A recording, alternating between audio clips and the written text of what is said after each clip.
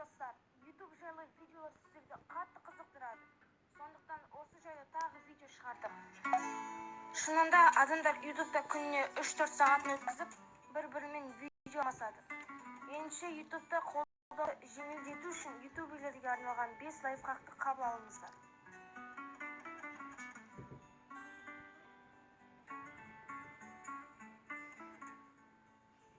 YouTube'тың қара фоны бар екенін әлі де көп адам білмейді.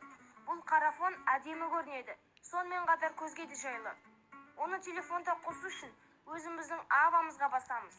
Параметрлер, жалпы немесе общий дегенді басамыз. Міне, осы жерде біз қараңғы фонды оңай қосып өшіре аламыз. Компьютерде қосу үшін қайтадан аваны басамыз. Дәл осы жерде оны қосуға болады. Ал енді YouTube'да видеоның соңына каналды және видеоны телефонынан қалай қоятын көрсетейік.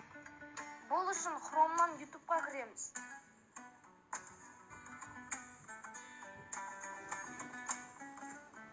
Мына үш нүктені басып, полная версияны басамыз. Ал енді өзіміздің каналымызға кіреміз.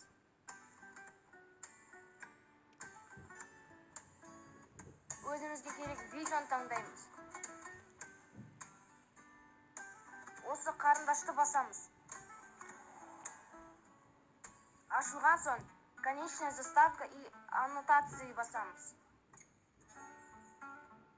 Енді осы жерден каналды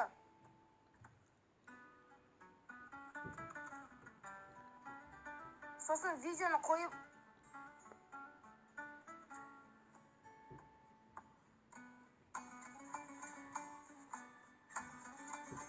сохранить дегенді басамыз. Болды, дайын.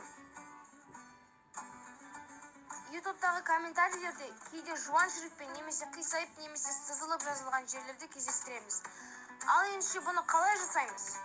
Жуан комментарий қалдыру үшін осында 2 жұлдызша жазамыз. Енді осының ішіне мәтінді қалдырамыз. Тексті қисайту үшін оны осында 2 астыңғы пробелдің ішіне жазамыз.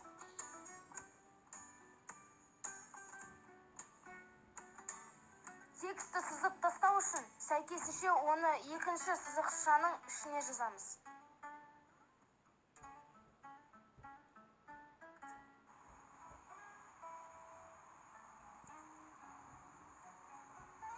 Көбісі шапка немесе аватар қалай жасайды деп сұрайды. Біз бұны түсірмейміз, себебі YouTube'да бұл жайлы видео толып жатыр. Телефоннан шапка жасау деп кез келген видеоны қараймыз.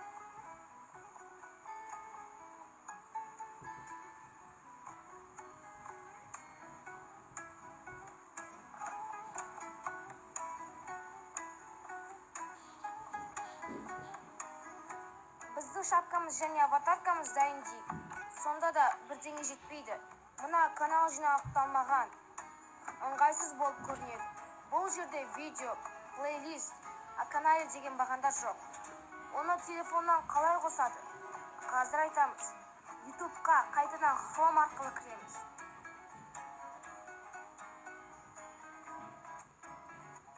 Өз каналымызға өтеміз.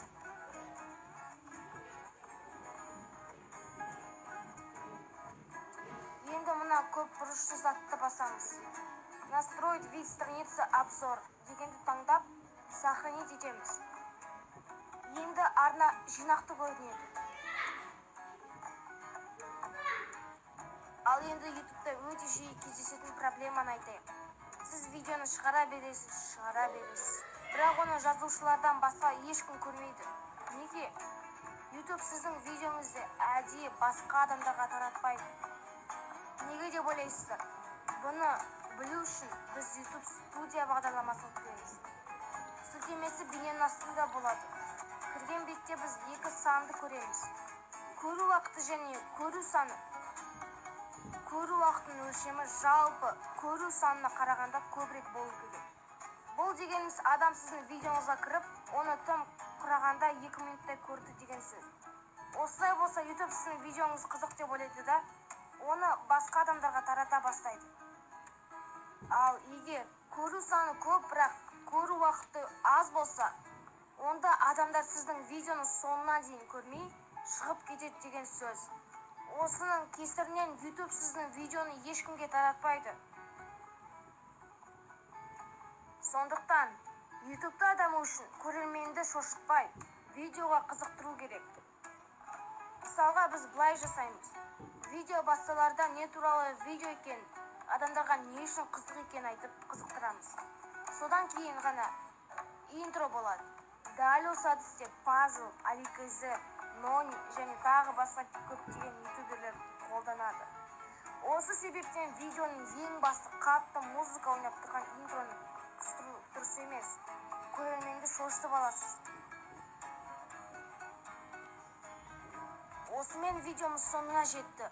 Егер сіздерге кішкене болсын көмегіміз болса, лайкты басып кетіңіз. Арнаға жазылып қоңыраушаны да басыңыз. Сонда алғашқы болып коммент қалдырасыз. Ал ондай адамдар біздің видеоның ішіне түседі. Сіздермен болған ақиқат арнасы, қош сау болыңыздар.